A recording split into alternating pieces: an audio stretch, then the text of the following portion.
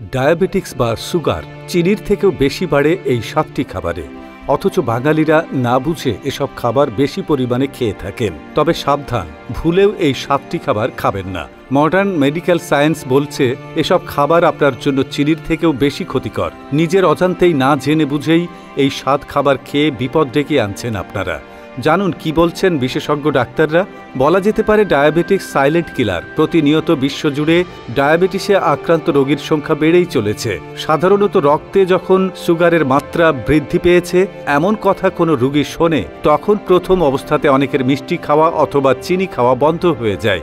কিন্তু আপনি কি জানেন, সরাসরি মিষ্টি চিনি না খেলেও আপনারা প্রতিনিয়ত এমন অনেক খাবার খেয়ে থাকেন যা সরাসরি চিনির মাত্রা বা শর্করার মাত্রা অতিরিক্ত পরিমাণে বৃদ্ধি করে থাকে। অর্থাৎ এক কথায় এই খাবারগুলিকে চিনির থেকেও কয়েক গুণ বেশি ক্ষতিকারক বলা যেতে পারে। এক, ফলের রস। কি অবাক হচ্ছেন তো? কয়েক গুণ বেশি ক্ষতিকারক বলা যেতে পারে। ভাবছেন ফলের রস খেলে কি সুগার আদৌ বেড়ে যেতে পারে? অনেকের ব্রেকফাস্টে ফলের রস খাওয়ার অভ্যাস করেছেন। দুধ পাউরুটির সঙ্গে ফলের রস খেয়ে থাকেন। অনেকেই নানান দোকান থেকে ফলের রস কিনে খেয়ে থাকেন। ডাক্তাররা বলছেন ভুলেও বাড়িতে ফলের রস বানিয়ে খাবেন না।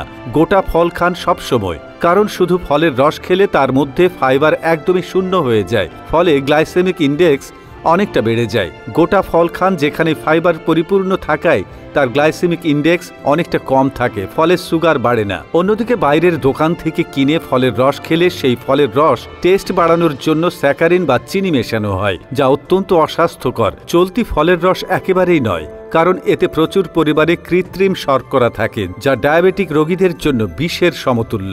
2, মুড়ি। শিশু থেকে বয়স্ক সকলের মধ্যে মুড়ি একটা জনপ্রিয় খাবার। কিন্তু আপনি কি জানেন একজন ডায়াবেটিক পেশেন্ট তার জন্য মুড়ি চিনির থেকেও বেশি ক্ষতিকর? চিনির গ্লাইসেমিক ইন্ডেক্স 65, অপরদিকে মুড়ির গ্লাইসেমিক ইন্ডেক্স 90। জানিয়ে রাখি, যে খাবারে গ্লাইসেমিক ইন্ডেক্স যত বেশি সে খাবার খেলে শরীরে সুগারের মাত্রা বাড়ে। তাই একজন ডায়াবেটিস রোগীর খাদ্য তালিকা থেকে যতটা সম্ভব দূরে রাখুন। 3, আলু।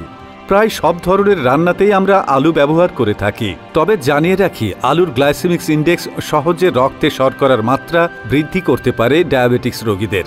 সরাসরি আলু ভর্তা, আলু ভাজা খাওয়া থেকে দূরে থাকুন, তবে সবজির সাথে আলু রান্না করে খেতে পারেন। 4, গুড়। গুড় যেমন খেতে সুস্বাদু, তেমন রান্নায় ব্যবহার করেও তা হয়ে ওঠে দারুণ। অনেকে চিনির বিকল্প হিসেবে গুড় ব্যবহার করতে পছন্দ করেন, আর গুড়ের মধ্যে থাকা উপাদানগত সহজেই আমাদের শরীরের শর্করার মাত্রা বৃদ্ধি করতে পারে।